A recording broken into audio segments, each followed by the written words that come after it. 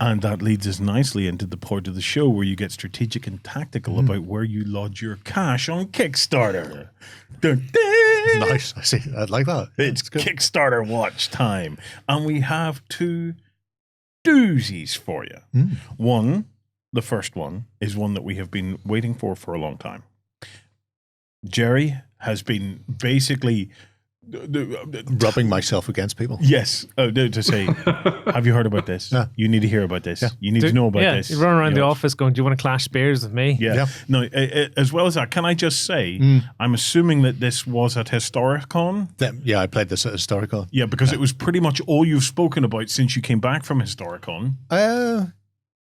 Yeah. Yeah, there we go. Yeah. Okay. I don't see a problem with We are, that. of course, talking about the Clash of Spears from Alvaro and Francisco Iris.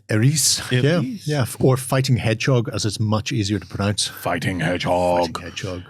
This is a historical Clash game. Jerry's been bouncing up and down about it. He's absolutely in love. Alvaro and Francisco, you have the love of a giant. Yeah. Boys, you really do.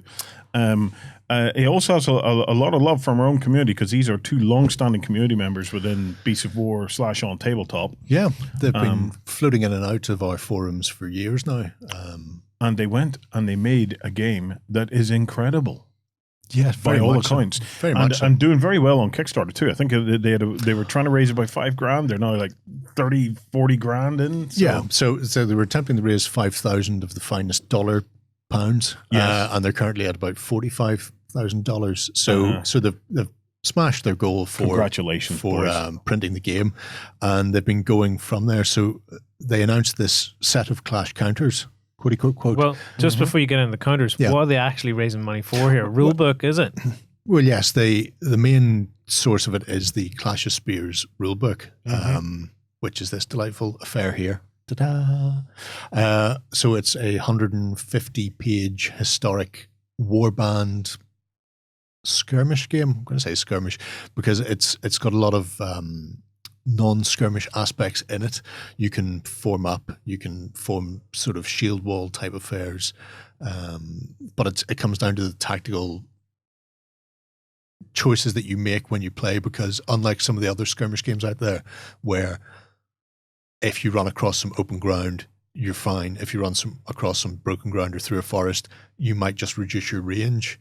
In this, you have to deal with the fact that you're carrying armor. Heavy armored troops going through that open ground are grand. Heavy armored troops going through a forest or across rough, uneven ground become fatigued. They get slowed down. They become worse at fighting.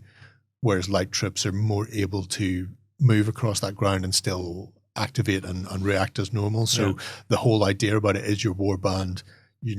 Yes, you can move people into difficult terrain if you want to, but they're not going to be as effective. Yeah, and at that point, pay the penalty for that. At that point, lighter troops will come and hamstring you. I have questions. You ask your questions, and I will One do my best to answer. Does it matter about the base size? No.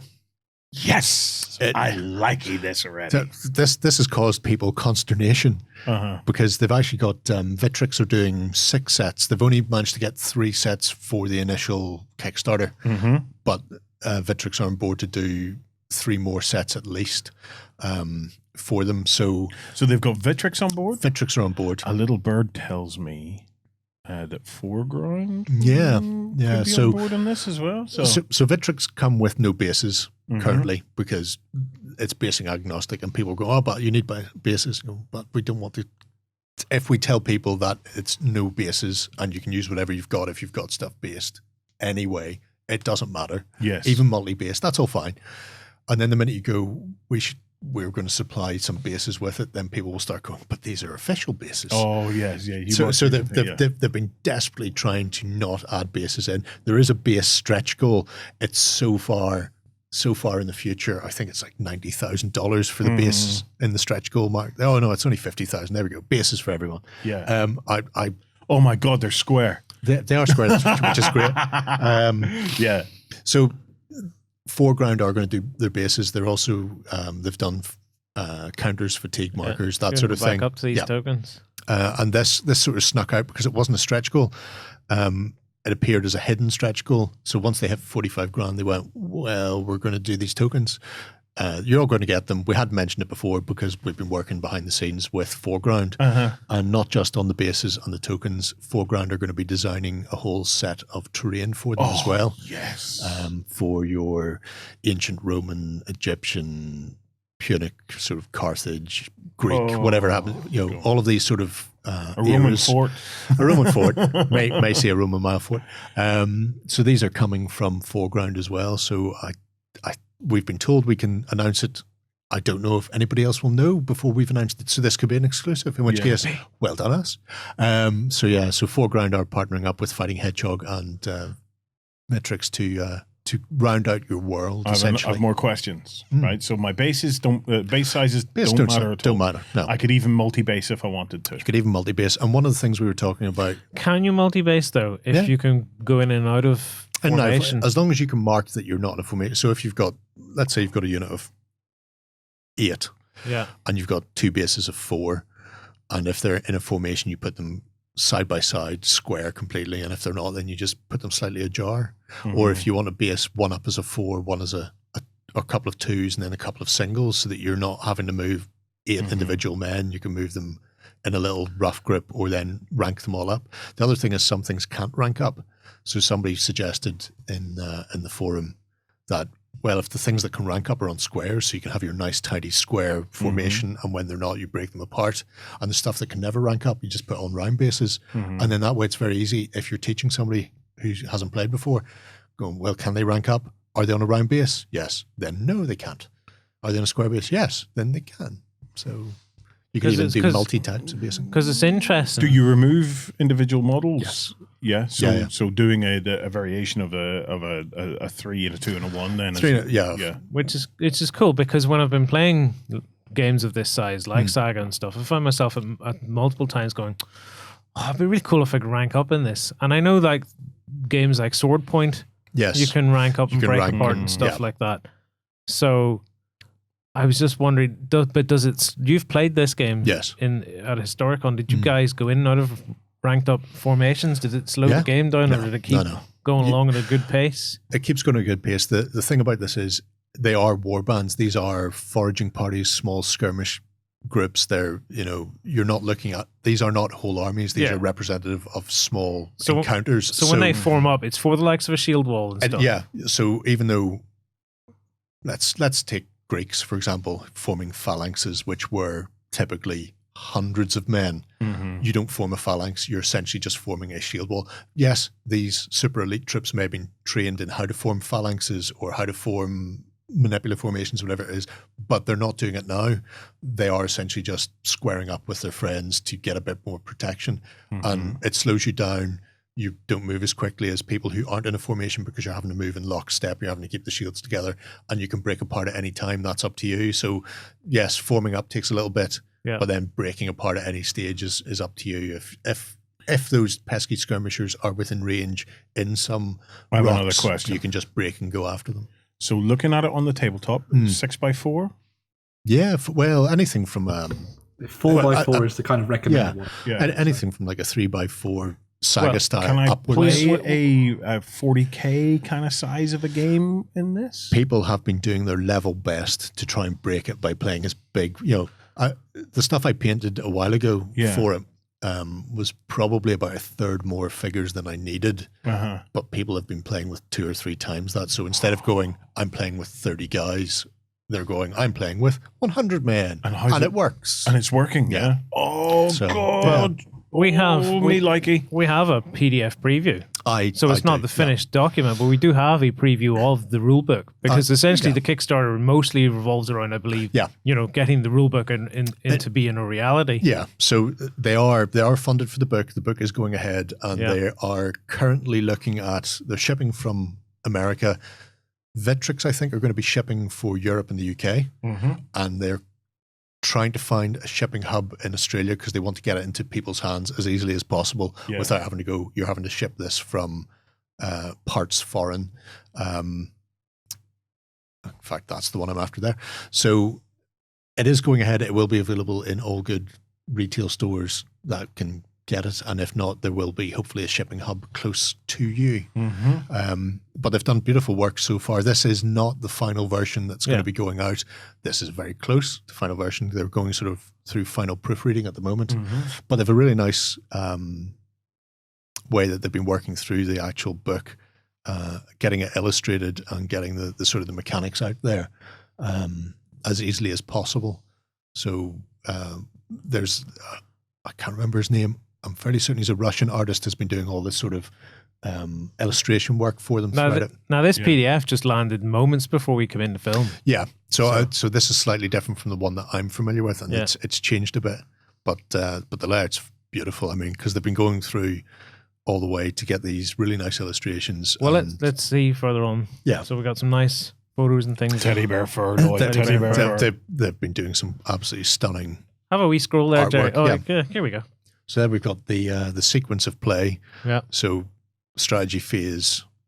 So the strategy phase is where you're sort of working out what your command points is. So you've got heroes on the board, and your heroes are your commanders who have command points that they can use to bolster the units around them to get them to do bits and pieces. So you need to have that sort of command and control in place. Then you're activating individual units, and you don't have to activate everybody, and everybody doesn't have to activate to the maximum, which is good because you can use your activations to interrupt your opponent's activations if you've kept them. So if you keep them. Also it means you can burn off fatigue with unused activations as well. So doing everything in one turn is a great way of Tiring out your army. You could do it in one phase with one unit and actually hammer the ever-living bejesus out of your opponent because you've done it. You can spot that weak spot and go, well, if I push now with these couple of units, I can exploit that. He's overextended. I'll be able to do them. The next turn, they're way out there, cut off from the rest of their friends, but maybe that's what you've needed to do to actually... You would need to make it count. Yeah. It is possible to do it. So hero moments... are very much in absolutely there. A possibility of this. That's another question answered. And it's really, it's not about rolling buckets of dice all the time. You can measure at any stage, and because you don't have